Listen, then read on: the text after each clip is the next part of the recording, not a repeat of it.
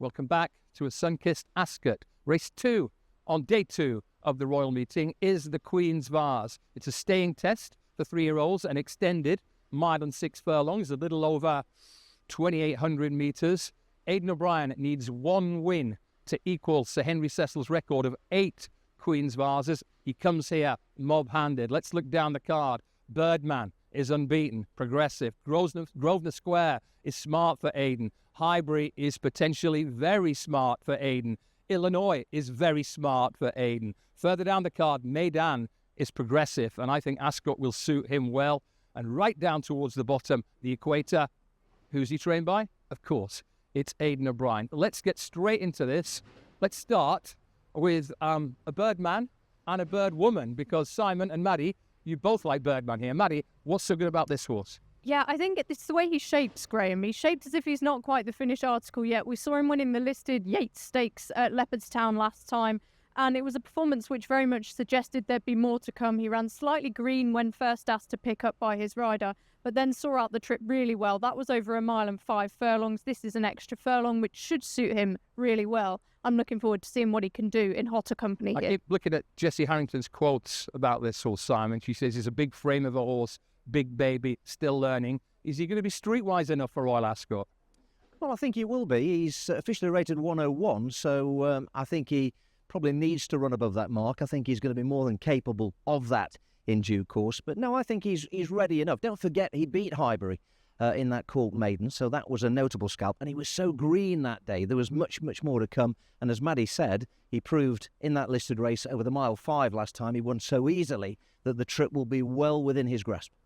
Not for the first time. I'm going to take on my 2 partners in crime here, because I'm a Highbury fan. I think 5 of these are by the mighty Galileo. Highbury is. He cost a lot of money.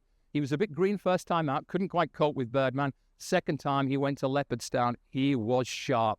Really sharp. He zipped clear in the home straight. Yes, it was only a maiden. It was a good maiden. The form has worked out extremely well. And although Aidan is mob-handed here, I think Highbury might be the one. I want to touch on Illinois, though. Illinois is another Aidan O'Brien colt. He's a horse with a different profile, Maddy, because he's already been into Group 1 company. That was in France, at Saint-Cloud, last autumn.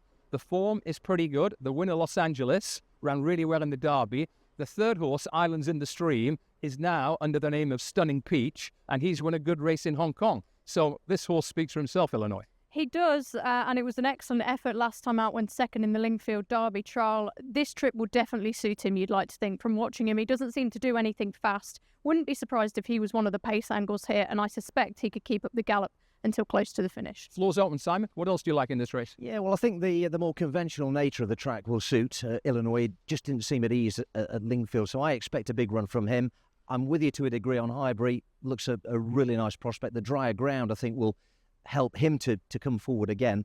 But for me, it's Birdman. I've got to be with him. I like him a lot. He's got a lot more to offer. So number 1, Birdman for me. For the places, number 3, Highbury. Number 2, Grosvenor Square, we've got to throw in there as well. And number 4, of course, Illinois.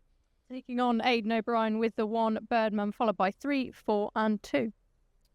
I like Highbury here. I think he's the horse who's got most improvement in him. So it's Highbury on top for me. Number 3, number 4, Illinois. Number 7, Maddy. I just think that horse is going to be really well suited by the stiff track here at Ascot. And number 1, Birdman in for 4th. However you play the Queen's Vase, surely Aidan O'Brien is going to be a leading player.